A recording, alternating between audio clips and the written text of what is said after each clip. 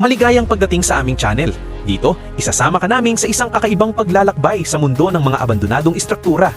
Sama-sama nating tuklasin ang mga bahay, gusali at iba pang lugar na niluma at kinalimutan ng panahon. Pinagsama-sama namin ang mga karanasan mula sa iba't ibang explorer upang mas maintindihan at maramdaman mo ang bawat kwento sa likod ng bawat sulok. Tara, samahan mo kami sa mga nakaraan at saksihan ang mga misteryong bumabalot sa bawat pader. Mag-subscribe, mag-like at i-on ang notification para updated ka sa mga bagong uploads araw-araw. Liblib na sulok ng France na nakatago sa tabi ng isang malawak na reserbang likas na yaman, nakatayo ang isang mahiwagang manor. Dati itong marangal na tahanan at minahal na tirahan ng pamilyang Travers. Noong 1815, ipinagkatiwala ng pamahalaang Pranses sa kanila ang pangangalaga sa kalapit na nature reserve bilang pagkilala sa kanilang mataas na katayuan. Lumago ang kanilang kayamanan sa paglipas ng mga henerasyon sa pamamagitan ng kalakalan ng mga dekalidad na kabayo at umabot sa buong Europa ang kanilang reputasyon. Sina Philip at Marie, ang puso at kaluluwa ng engrandeng lupain na ito, ang nagbigay buhay at pag-ibig sa manor. Ngulit noong 2005, isang trahedya ang biglang sumira sa kanilang payapang pamumuhay. Pumanaw si Marie dahil sa kanser sa suso at makalipas lamang ang ilang buwan, sumunod din sa pagyaong ang pusong wasak na si Philip. Ang mga anak at apo ng pamilyang Travers ay nakatira pa rin sa malapit, ngulit tila wala ng interes sa manor. Ang dating mariringal na silid at malawak na bakuran nito ay unti-unting binabawi ng kalikasan na lumilikha ng isang tahimik na kapaligiran taliwas sa masiglang nakaraan nito. Sa kabila ng pagkapabaya, tila ibinubulong pa rin ng manor ang mga kwento ng dati nitong karangyaan. Ang masiselang ukit, ang malaking fireplace at ang magagarang kisame ay bawat isa'y may dalang kwento ng isang tahanan puno ng pagmamahal. Ngunit ang mga kwentong ito ay nananatiling nakakulong sa loob ng mga pader nito. Nakatayo ang manor ng mag-isa at lalo pang dumarami ang misteryo nito sa bawat araw na lumilipas. Bakit tinalikuran ng pamilya ang napakagandang bahay na ito? Ngayon, papasok tayo upang ibahagi ang mga nakalimutang kwento ng kanilang nakaraang buhay. Maligayang pagbabalik sa panibagong episode ng Bros of DK. Ako si Leslie. Nasa likod kamera ngayon, hindi si Danny kundi si Martin, isang kaibigan mula sa Netherlands ang kasama ko habang naglalakbay kami sa France. Natagpuan namin ang bahay ng pamilyang Travers, isang pamilyang Pranses na nagsimulang manirahan dito noong ika-19 na siglo. Napaka-interesanting lugar na may lahat pa sa loob, mga antigong gamit, mga personal na pag-aari, talagang nakakabaliw. Pero bago tayo pumasok, may gusto muna akong ipakita sa inyo, ang sasakyang nakatayo sa likod bahay. Lubusan na itong tinubuan ng mga halaman mula noong tumira pa rito ang pamilya noong 2005. Grabe! Lumapit tayo ng kaunti para mas makita. Tignan ninyo, isang puting Ford. Alam mo ba ang modelo, Martin? Hindi. Fiesta ba o ano? Wala ring ideya. Ang ganda nitong tignan habang unti-unting sinasakop ng kalikasan. Sige bro, magpatuloy ka muna sa pagkuha ng litrato. Ako na ang hahawak ng kamera. At samahan niyo akong pumasok sa obrang ito. Gustong-gusto ko ang labas ng bahay. May halong estilong Pranses at Aleman na may kahoy na nakaukit sa plaster sa gilid. Itinayo ito noong 1815 ng mga ninuno ng pamilya. Ang buong likod bahay ay tinubuan na ng damo at nagsisimula ng umulan kaya pumasok na tayo. Maging ang hagdan papasok ay natabunan na ng halaman. Ang ganda ng mga French shutters sa labas. Narito na tayo sa pintuan. Likuran ba o harapan? Hindi ko sigurado. Wala akong makitang doorbell. Lalong lumalakas ang ulan. Maulap at mahamog ang umagang ito dito sa France at narito na tayo sa loob ng magandang abandonadong manor. Ang pasilyo, may mga parolang nakasangip, napakaganda. Makikita mo na agad ang mga pintura sa dingding. May maliit na sabitan ng Amerikano sina Philip at Marie kung saan nila isinasabit ang kanilang mga quotes kapag lalabas. Mayroon silang 2 anak, ngunit hindi ko pa alam ang kanilang mga pangalan. At ngayon, dalhin ko kayo sa isa sa pinakakahanga-hangang silid ng bahay, ang kainan. Isang tipikal na disenyong Frances na agad mapapansin. Gustong-gusto ko ang silid na ito. May napakagandang disenyo rin sa kisame, may kahoy at mga nakalantad na beam. Sa harap natin ay isa sa mga unang antigong piraso na naiwan dito. Tignan ninyo ang mga mukhang inukit sa kabinet. Napakagagandang statue. Paano naiwan ang ganitong bagay? Nandoon pa ang mga baso, tasa at plato. Ang detalyadong pagkakaukit ay kahanga-hanga. May modelo rin ng Ford Model T, isa sa mga unang sasakyang ginawa, isang Amerikanong kotse, pati timbangan at iba pang bagay ay narito pa rin. Isa pang nakakawag sa akin ay ang baril ni Gustoming Philip na naiwan pa rito. Mahalaga siyang tao pati ang kanyang mga ninuno dahil inimbitahan ng pamahalaan na manirahan dito at bantayan ang nature reserve. At syempre ang pangangalaga rito ay maaring kasama ang pangangaso. Isa ito sa mga rifle na ginamit sa pangangaso at naiwan sa bahay. Nakakabaliw isipin na may mga baril na basta na lang iniiwan sa mga abandonadong lugar. Napakagandang piraso. Ibalik natin ng maayos ito sa mesa. Gustong-gusto ko rin ang mga alak na nakadisplay pa rito sa mesa. May nakita na akong ganitong botelya dati. Malamang may distilled water ito noon.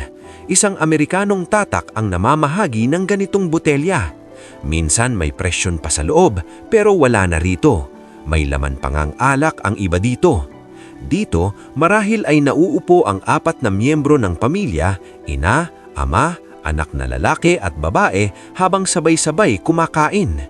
May gandang kahoy na parola sa itaas. Sa gilid ay may maliit na coffee table para sa mga hindi gustong umupo sa malaking mesa.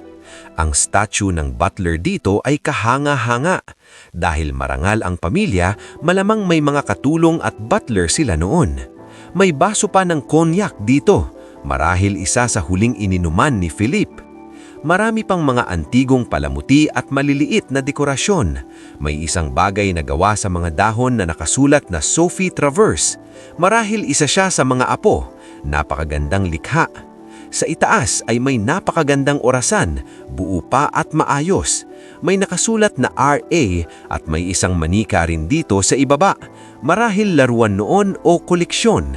May natabig akong bagay, parang nakasabit ito rito dati. Ibabalik ko na lang sa gilid. Marami pang maliliit na tapestry sa paligid at narito rin ang trolley ng butler sa dulo ng silid na may alak pa rin sa loob. Grabe, napakaganda niyan. Talagang gusto ko rin ang estilo at disenyo nito. Ang mga dahon ay dahan-dahang gumagapang papasok ng bahay. At ang mga tapestry sa dingding ay napakaganda.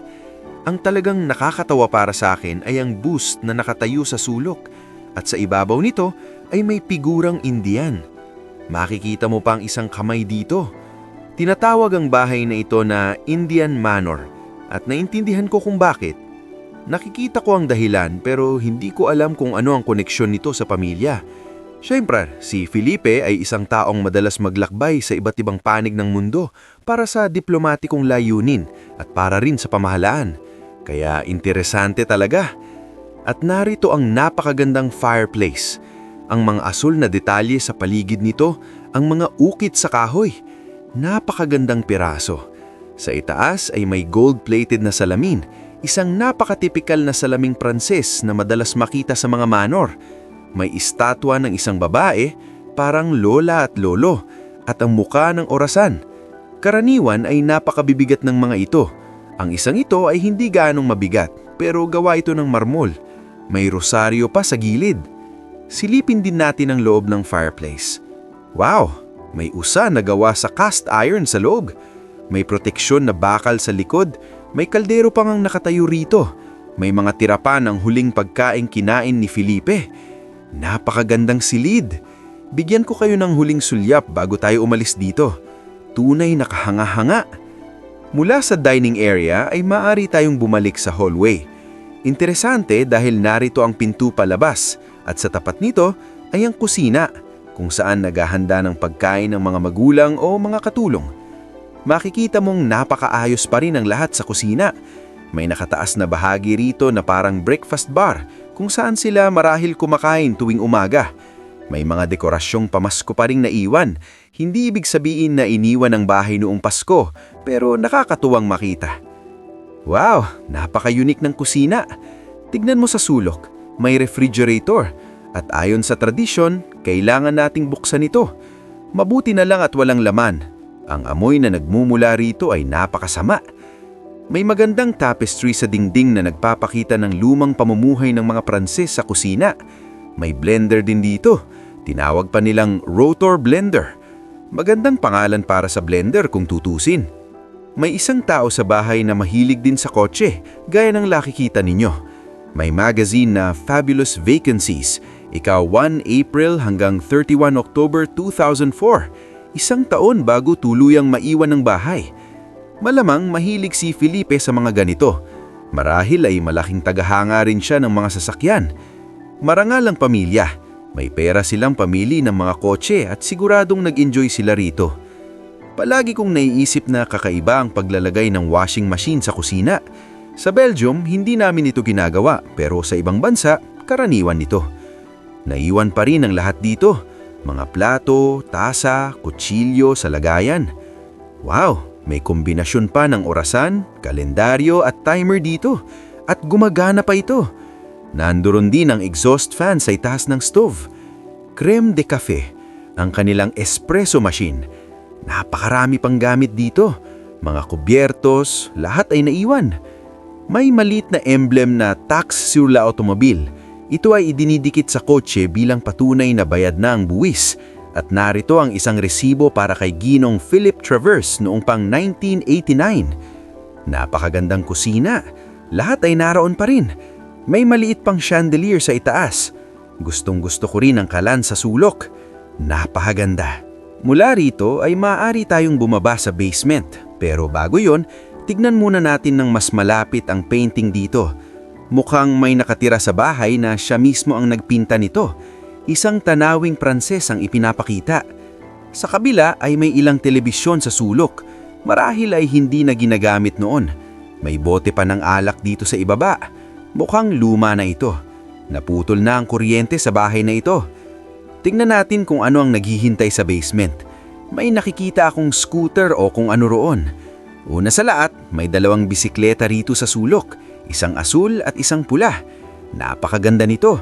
At sa mga lugar na napapaligiran ng kagubatan, siguro ay ginagamit ni na Felipe, Marie at ang kanilang mga anak sa pag-iikot.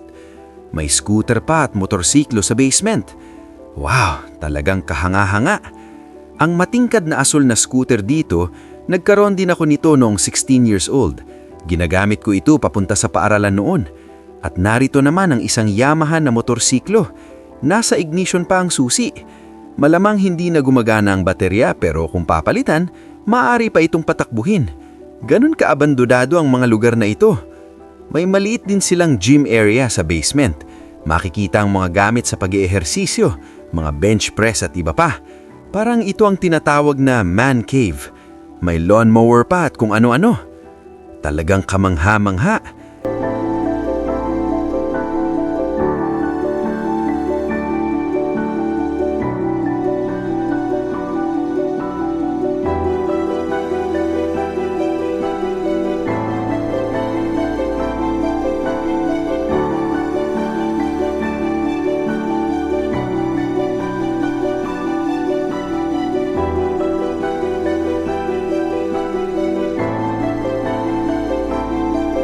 Tanda na ang panahon na umakyat tayo sa itaas na palapag. Excited na akong makita yon. May nakahigang plush toy sa hagdanan. Marahil mula sa mga apo na bumibisita noon kina Felipe at Marie. May isa pang plush toy dito, pati mga dekorasyong pamasko. Dinisenyo pa nila ang kanilang hagdanan. At narito ang napakagandang halaman sa sulok, pati maliit na swan. Sa ilalim, may parang isang hukay o espasyo rin dito. Oh, ito pala ang kanilang banyo. Wow! Nandito pa ang lahat ng kanilang mga gamit medikal, pati mga toothpaste at toothbrush. Kumpleto pa rin sa loob. Talagang kahanga-hanga. Mula rito, natakanaw din nila ang likod bahay ng lugar. Ang ganda ng kanilang hardin sa likuran. Nakatayo pa rin dito ang mga bote ng pabango at iba pang gamit ni Marie. Pabango ba ito o parang alak? Wala akong ideya. Tignan mo ang gintong emblema roon. Penacre Vanille. Parang shower gel o kung ano man ito. Wow, nandito pa rin ang lahat ng kanilang suklay at iba pang gamit. Sige, magpatuloy tayo rito. Medyo magulo dito sa itaas na palapag ng bahay na ito, lalo na sa bahaging pasilyo. May telebisyon doon, may drawer dito. Maraming gamit na nakakalat, pero may nakita ako sa gilid ng aking paningin na talagang nakakuha ng aking interes. Wow! Tignan mo ito! Isang napakagandang larawan. At ang babaeng nakikita ninyo rito ay si Marie, ang may-ari ng lugar na ito. Mukhang ito ang mga apo na nakita natin sa ibaba. Ito ay mula pa noong 1980 at nakasulat na si Gerald ang nasa larawan. Ginawa noong March. Morphew. Wow, isang Polaroid na larawan. At itong dalawa naman dito, subukan kong maisama sa kuha. Ito ang kapatid o kaya'y anak na babae at anak na lalaki ng pamilya. Ito naman ay mula noong 2005. Gustong-gusto ko rin ang emblema na makikita rito. Tignan ninyo sila na nakaupo sa mesa. Ang anak na babae at ang lalaking nakikita rito, siya ang may-ari ng lugar na ito. Siya si Philip. May maliit na drawing mula sa mga apo. Napakaraming gamit ang talagang naiwan dito sa cabinet na ito. Tignan mo yan. May isa pa tayong larawan dito na nakakuha rin ng aking pansin. Isa itong uri ng kalendaryo. May Sunday, Saturday, Friday, Thursday, Wednesday, Tuesday at Monday. Pagkatapos, maaari mong ilipat ang mga araw ng buwan upang makita kung aling petsa ang tumutugma rito o kung ano man iyon. Hindi ako sigurado, pero napaka-interesante nito. Maraming liham at iba pang bagay ang naiwan pa rin dito.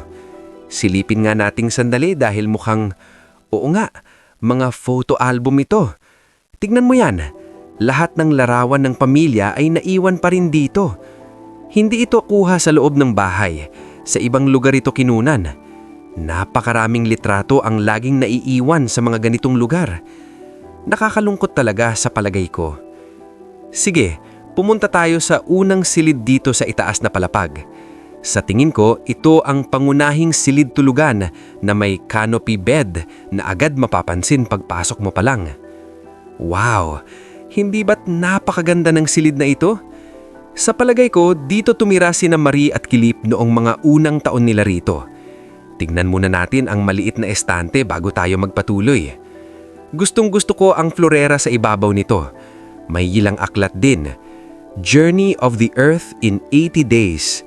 Isang tipikal na aklat na Pranses. Maganda ang disenyo. May maliit ding bust dito. Isang ukit na kahoy. Marami ring maliliit na palamuti sa ibaba. Gustong-gusto ko ito. Napakagandang gawa sa salamin. Saglit nating pagmasdan ng kama. Dati ay may mga kortina itong nakapalibot. Siguradong napakasarap matulog dito noon. Nakahabaliw isipin na matapos 17 years ng pagkakaabandonado, halos 2 dekada, nakatayo pa rin ito rito. Gusto ko kung paano daran-dahang natutuklap ang wallpaper sa gilid na nilalantad ang mga ladrilyo ng bahay. Ito ang vanity ni Mrs. Marie kung saan siya nagpapaganda tuwing umaga. Wow! Ayoko kung paano nakatayo ang upuan sa sulok. Bigyan natin ito ng kaunting buhay ulit. Dito siya umuupo. May maliit din siyang patungan ng paa sa gilid. Magandang upholstered footrest. Malamang dito niya ipinapatungan ng kanyang mga paa habang naghahanda tuwing umaga. Gustong-gusto ko ang pulang upuan rito. Karaniwang makikita ito sa Pranses. Nakita na ako ng marami nito sa iba't ibang abandonadong manor at kastilyo sa bansang iyon. Pero ang vanity na ito, sa palagay ko ay napaka-espesyal. Magaganda ang ukit sa kahoy, kakaibang estilo, at hindi ko pa nakikita ang ganitong uri dati. Napakaganda talaga para sa akin. Gustong-gusto ko rin ang statwa, ang tansong leon sa ibabaw, ang mga ubas na nakaukit sa salamin, isang upholstered na upuan, isang beige na upuan. Mayroon din silang salamin sa dulo ng silid. Tignan nyo, isa na namang statwa ng isang lalaking Indian. Sige, ilipat natin ito. Lahat ng bed linen ay nakaimbak pa rin dito. May bust sa tabi. Mayroon din silang parang chess set sa sulok ng silid. Hindi tama ito pala. Hindi ito totoong baril. Laruan ito ng mga bata. Pero dito, maaari silang maglaro ng chess, maglagay ng 2 upuan at magsaya rito. Tignan nyo ang upuan sa sulok na ito. Sa palagay ko, isa ito sa pinaka-engranding upuan na nakita ko. Kahit sa kastilyo man o kastilyo. Isang napakagandang antik na piyesa. Tiyak na napakamahal nito noon at napakahusay na obra ng gumawa nito. Mayroon pa itong buong crest sa ibabaw. Hindi ito nararapat mapabayaan sa abandonadong bahay na ito. May malaking unan pa sa ibabaw. Magandang pagkakataon nito para makita ng buo ang napakagandang antikong piyesa na ito. Ibalik natin sa dati ang lahat. Oh, napakagandang silid. Talaga namang kahanga-hanga. Magpatuloy tayo sa susunod na silid katagi ng kwarto. Mukhang hindi pa tapos ang silid na ito. Marahil ay nire-renovate o inaayos nila ang bahay pero hindi na natapos noong panahon nila. Wow, puno rin ang silid na ito. May bahagi ng exercise equipment, gitara, sopa, nandito pa rin ang lahat. Tignan natin kung may makikita tayong kawili-wili dito. Ang unang nakakuha ng aking pansin ay helmet para sa pangangabay. May painting din ng mga kabayo sa parang, marahil sa isang nature park. Pero ang mas lalo kong nakita sa likod nito ay napaka-interesante. Tignan mo, yan ang labas ng bahay. At sa parang sa gilid nito, makikita ang mga kabayo na naroon pa noong ginagamit ang lugar na ito.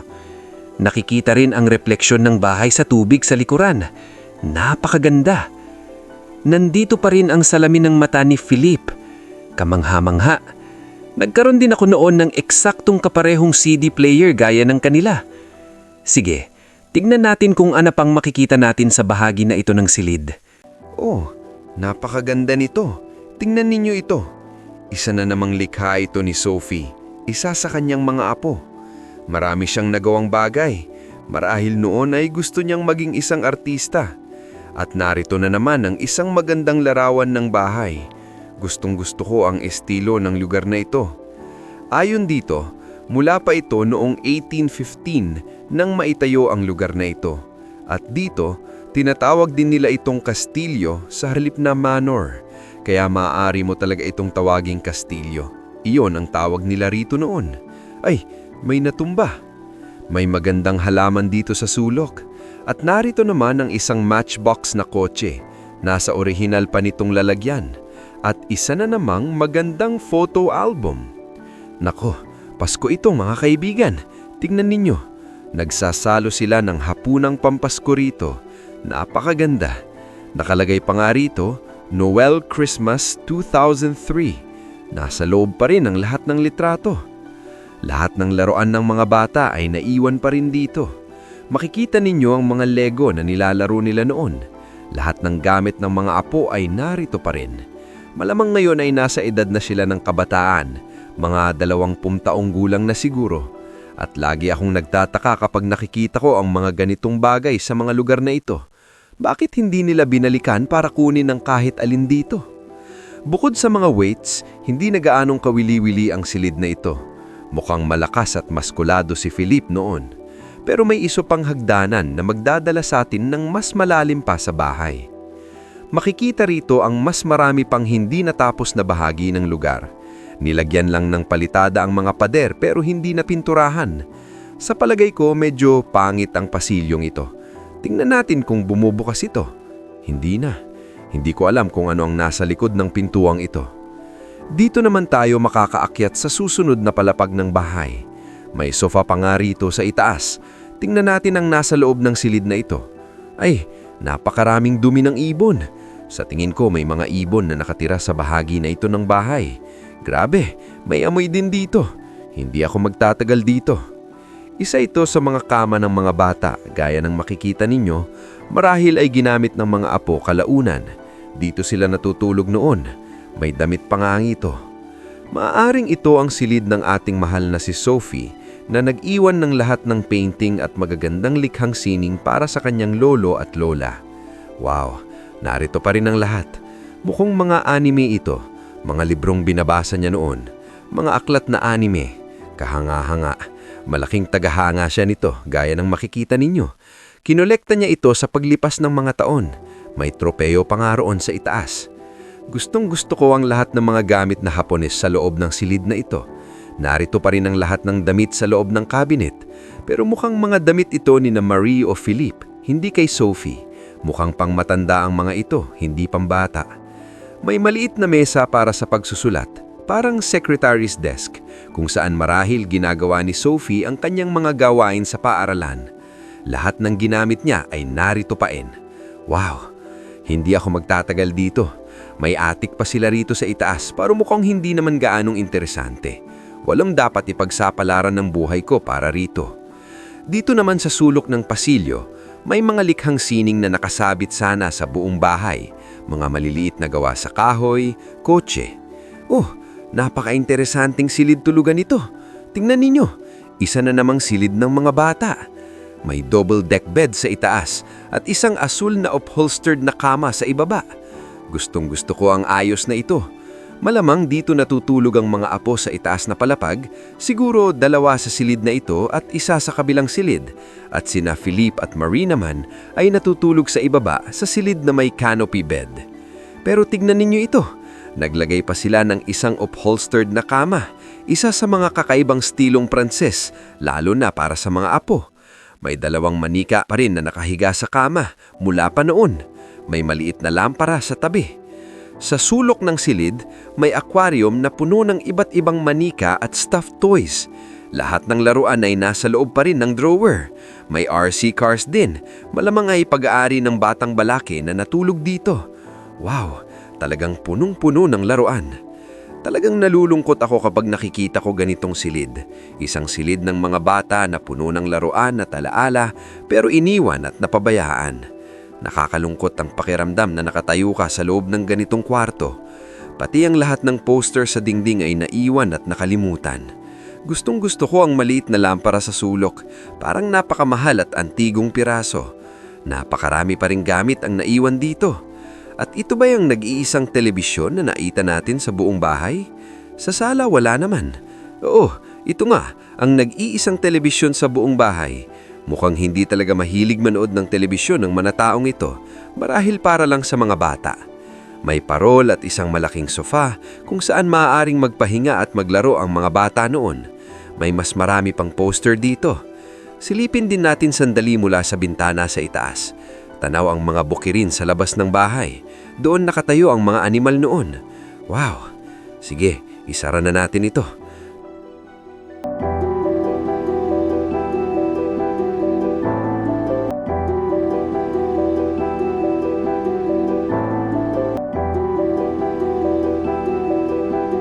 Napakagandang lugar na nadokumento natin, ang pamilya Travers ni na Philippe at Marie.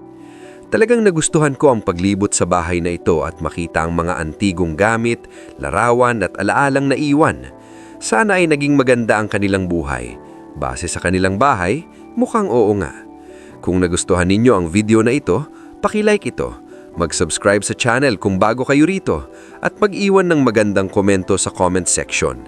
Mayroon ding link sa description para sa Patreon kung gusto ninyong suportahan ang channel at tulungan kaming makapaglibot sa buong mundo para may pakita ang mga kahamahangang lugar na ito. Philippe, Marie, ang mga bata at lahat ng tumira rito, maraming salamat. At sa inyong lahat na nanood, thank you din. Mahal ko kayo at magkikita tayo muli sa susunod na linggo. Sana'y nasiyahan kayo sa ating exploration. Huwag kalimutang mag-subscribe para sa mas marami pang adventures na tulad nito at i-click ang notification bell para updated ka sa bawat bagong video. Siyempre, i-like at i-share na rin ang video na ito sa inyong mga kaibigan. Maraming salamat sa panonood at hanggang sa muli nating pagtuklas.